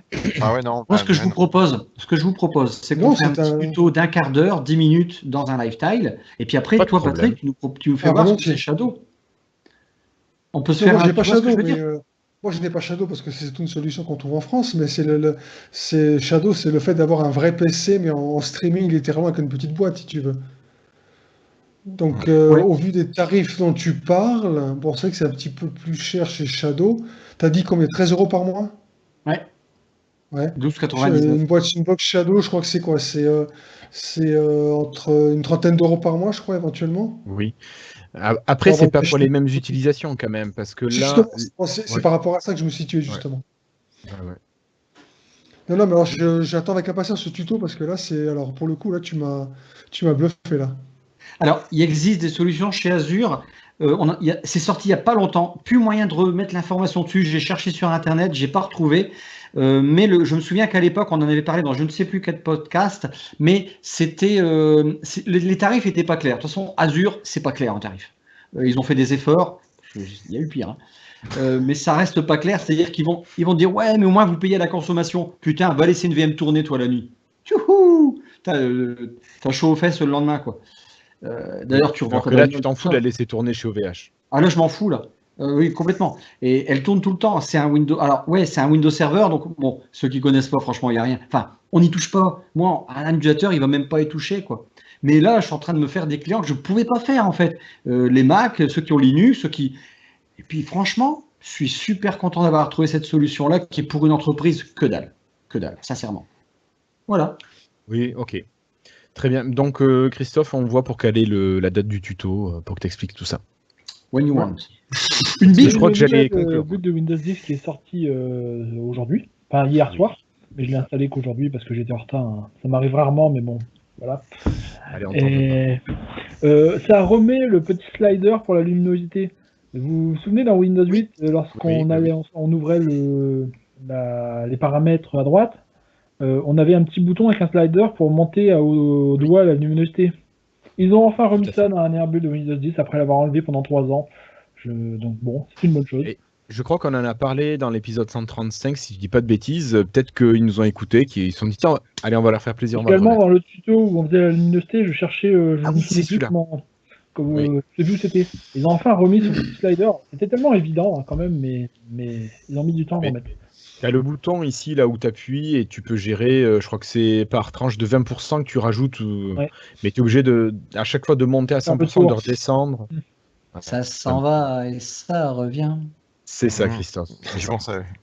Tout à fait. Un petit truc, 2 secondes. Je comprends pas une chose. Je vais repartager mon écran, si vous le permettez. Il y a un truc que je comprends pas. Vous aimez bien les gens du marketing? Vous les aimez comme moi? Non. Mais si vous les aimez, expliquez-moi. Alors, d'abord, j'ai une question. Cuit avec du sel, oui, mais pas plus. Bon. Alors, d'abord, je vais. Du goudron et des plumes, accessoirement. Attendez, mais c'est moins nutritif et ça croque un peu sous la dent. Je mets une vidéo, je la cherche, wait a few minutes, et je vais partager mon écran, si vous me permettez. Je cherche comment. Teams, pourquoi il fait pas ça? Ah, en fait, attends, Teams ne veut pas me partager Edge. Alors, du coup, je vais switcher. Parce qu'il a peur de ce que tu veux montrer, tout simplement. Oui, alors attendez, je revais sur Firefox. Voilà, et là, je vais partager mon Firefox. Putain, c'est fou. En fait, il me propose pas Edge. J'ai Firefox, mais pas Edge. Ah, elle est bonne, celle-là. Est-ce que vous voyez mon Firefox? Pas encore. Je suis en train de l'envoyer. Ça pistonne. Tu sais que tu as une connexion à 5 gigas. Pouf, ça va trop vite. Ouais, je comprends. 5 gigas, ça va trop vite. On va mettre un ralentisseur. C'est bon, vous voyez la vidéo? Pas encore, Ouais, ça arrive. Voilà. On s'en fiche complètement. Et je vais l'accélérer. Quelle horreur cette pub. D'accord. On dirait de l'IBM. Je vais accélérer la vidéo parce qu'on n'en a rien à battre, mais au moins vous la verrez. Blablabla. Vous voyez cette vidéo, ça parle de trucs qui. On s'en branle complètement, on ne sait pas ce que c'est. Ça nous parle de l'IA de chez Microsoft avec un mec inconnu en France qui est extrêmement connu, a priori, j'espère, en tout cas aux États-Unis. Ce que je voulais vous dire, c'est que. Alors je reprends. On la comprend pas cette vidéo parce qu'elle passe au. Est-ce que tu peux nous renvoyer l'image parce que là c'est toi qu'on voit. C'est pas que je veuille pas te voir, mais si tu nous montres l'image, peut-être qu'on comprendra mieux. S'il y a quelque chose à comprendre. Non, mais à la fin c'est tout. Il vous montre cet écran-là. Donc c'est la pub. Hein, c'est la pub qui se termine avec un monsieur charmant qui s'appelle je sais pas comment. Ça tient. Et vous la voyez la photo là maintenant? Là on voit Microsoft AI.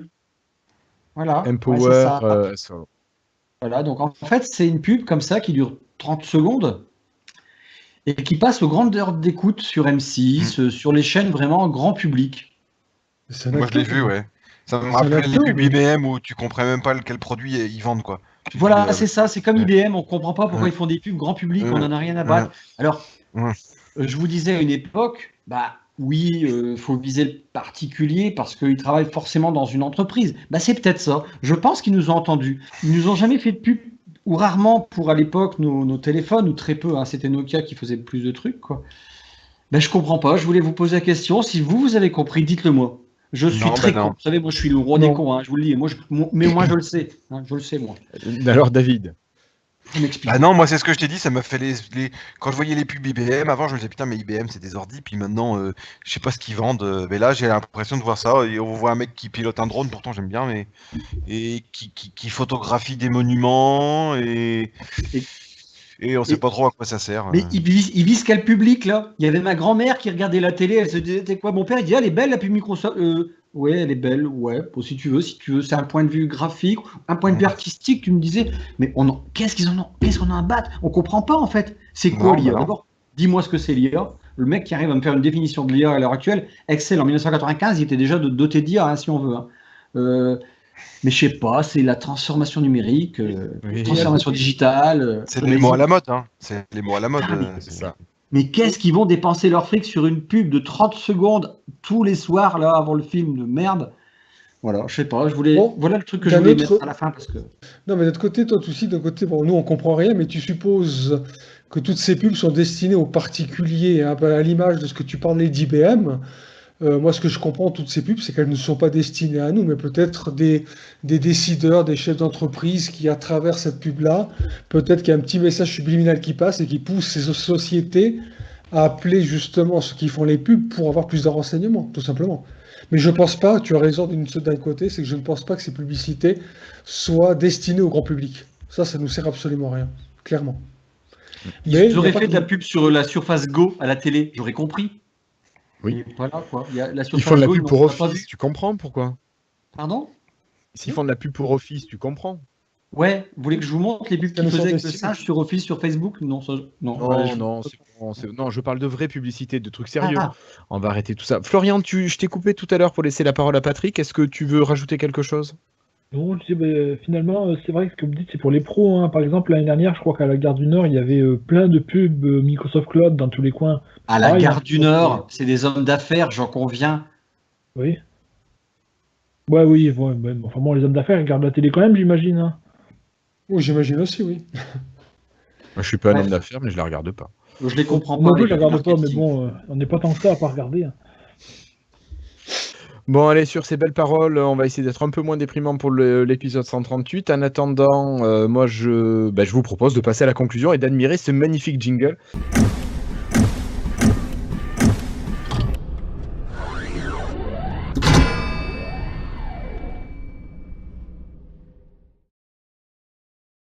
Bon, alors merci à toi Patrick d'avoir été présent, merci Florian, merci David, merci Christophe. Encore une pensée pour l'ami Cassim. Ah merci David. Une pensée pour l'ami Cassim qui fête son anniversaire aujourd'hui, qui avait peut-être mieux à faire qu'être avec nous ce soir. Je ne sais pas si vous avez un dernier mot à vouloir partager avec nos auditeurs, chers camarades. Il y a un petit je sais pour finir Christophe, il y a eu une mise à jour de Twitter et WP qui ajoute la source des tweets. Maintenant, on voit avec quoi les gens ont posté. Et malheureusement, j'ai le regret de vous dire que Peter Skillman, notre sauveur, tweet avec un iPhone. Oh. J'y ai cru, moi, ce gars. C'était mon idole pendant au moins 5 minutes. Voilà. C'est fini. Allez, tant pis. Ça y est, tu nous as cassé la soirée. Bon, allez, merci Patrick. C'est quoi? Non, arrête, cache ça. Cache ça, Patrick. D'accord, je ne comprends pas. Allez, bonne soirée à toi. Bonne soirée, Florian. Merci d'avoir été là. Monsieur David, écoute, ne fais pas de bêtises avec tes drones. Hein. Non, rien. Attention les cheveux. Hein. Ah, je pensais que c'était un Kodak. Ouais, moi aussi. Ou un gros Polaroid. Ok, et puis Christophe, à toi aussi, à bientôt. On vous attend nombreux, donc comme je vous disais, si vous regardez cette vidéo sur YouTube, pensez bien à vous abonner, à mettre un petit pouce bleu, ça sera bien gentil.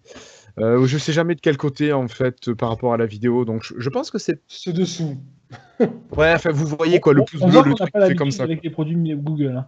On est là encore en train de dire. Je suis désolé, je suis pas trop. Enfin bon, je m'y mets à YouTube, je m'y mets contre un forcé. Et si tu dis un pouce bleu dessous, ça fait un pouce à l'envers en fait. Si tu dis le pouce dessous. Si vous souhaitez mettre un pouce bleu, mettez-le. Vous avez tout à fait le droit. Bon, nous ça nous plaira un petit peu moins. On l'admet. Mais ça sera comme ça. N'hésitez pas à vous abonner. Vous n'êtes pas encore très nombreux à vous abonner. Donc abonnez-vous si vous êtes intéressés quand même. Et puis je pense qu'il pourrait y avoir plein de bonnes petites choses sympas dont on va vous parler. Et puis n'hésitez pas à partager tout ça sur les réseaux sociaux. Facebook, Twitter, Instagram, je ne sais pas, que sais-je. Qu'est-ce qu'il y a d'autre comme réseau social? Tumblr, Baidu, Yammer, ouais, LinkedIn. Peut-être on devrait les poster sur LinkedIn, tiens. France.gouv, enfin tout ça, quoi. Ouais, allez, on va faire tout ça. Merci Patrick. Allez, en attendant, merci à tous, portez-vous bien. Et puis voilà, allez, on se retrouve pour le prochain épisode, on vous communiquera ça sur les réseaux sociaux. Allez, salut, et puis regardez les tutos, et vous allez bientôt pouvoir découvrir la nouvelle M-Story, animée par l'ami Flobo. Allez, ciao tout le monde. Salut. Salut les gars.